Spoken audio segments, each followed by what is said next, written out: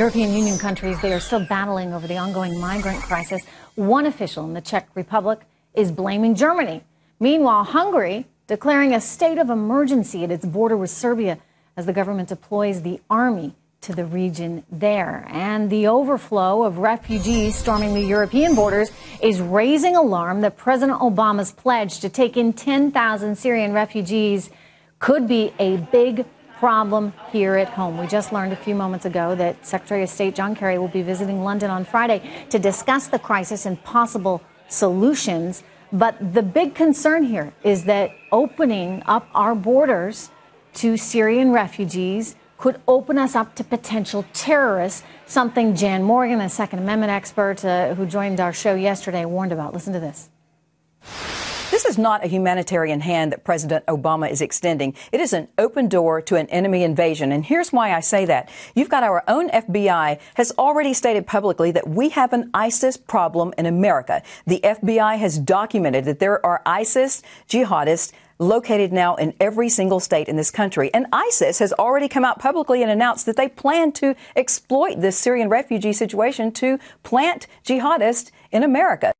So just how at risk are we? And what can be done to stop it? Joining us right now, Republican Congressman Peter King of New York. Congressman, always good to see you. This is a very serious issue. Thank you, Trish. In your view, could ISIS wind up seeding terrorists among the refugees that might come here? Trish, the answer is yes. And we know they're going to try. And we have to assume that with this open border, I mean, allowing 10,000 people in from Syria, that we have to assume that somebody is going to make it through. And in this day, in the post-9/11 era, we always have to assume the worst. And there's a very good chance here that the worst will happen. And, you know, you have to realize that there is absolutely no way, no real way of vetting to any extent these refugees coming in. Now, over the last year and a half or so, there has been attempted vetting, and they said they've cleared 1,500. Let's assume that's true. That's 1,500 in over a year. How is the president going to find another 10,000 that we can vet? The reason I say that is there is no intelligence on the ground. We don't have people on the ground who can vouch for anyone. There's obviously no government records we can go to. Syria is a totally chaotic country, and it's a hotbed of al-Qaeda and ISIS. So and we have no idea who's coming out of Syria. Absolutely at risk. Definitely, it definitely puts the United States at risk. So what would you do, Congressman? Because, you know, on the one hand, we're a country that wants to welcome people in need, and Yep. these refugees are really struggling. They have nowhere to go, no place to turn to. So, you know, on a humanitarian level, you want to be there. But you also got to face the reality. And this is what Jan Morgan talked about. I mean, she is a small business owner. She runs a gun range and club in Arkansas. And she actually has gotten herself to the point where she's banning Muslims from shooting at her range because, and this is a broad stroke brush that she's putting on the situation, but it's because she's fearful of her security and the security of her other club members there. So that's sort of an extreme tactic, but that's someone who's concerned about it at the local level. As we look at it on a national level, what do you do? Well, as a country, we've always been open to refugees. In fact, I was in Congress in the 1990s. I believe we had more than 150,000 Bosnian refugees come into this country, and I supported that.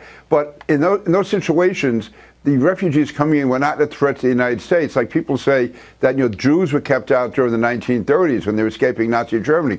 And that was terrible. That was horrible. But the fact is, those Jews were not a threat to the United States. There was no rationale to keep them out. We weren't kept out because they were Jews. They were kept out because we didn't want to upset Hitler. We were neutral. It was terrible. It was a terrible, terrible decision. And they should have been let in because they were no threat to the United States. Plus, they needed, of course, relief from the horror they were going through. In this case, we have no idea who we're getting.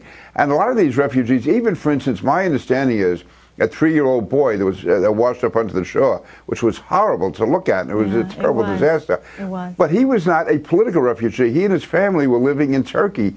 And they were from Syria, went to Turkey, and they were going to Europe for economic gain.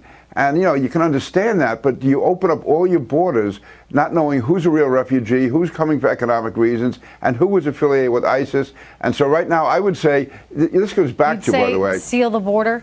Don't let We have to seal the borders now and have the strictest possible vetting. And other than that, we should also start taking real action in Syria. The president dropped the ball 2 years ago when he allowed Assad to cross the red line. That allowed both ISIS to develop, and it also allowed Assad to build up his strength. No, you're right. I mean, now we find ourselves in this situation we're in now.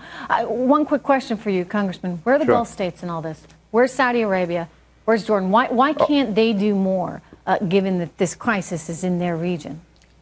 They should be doing a lot more. Now, Jordan has done a very good job. Jordan is the best ally we have over there in the Arab states. But as far as the Saudis, the UAE, the Gulf states, they have the space, they have the money, they have the ability, and they should be the ones who are taking them in. There's no doubt about that. Peter King, thank you so much. Always good to see you. Trish, thank you.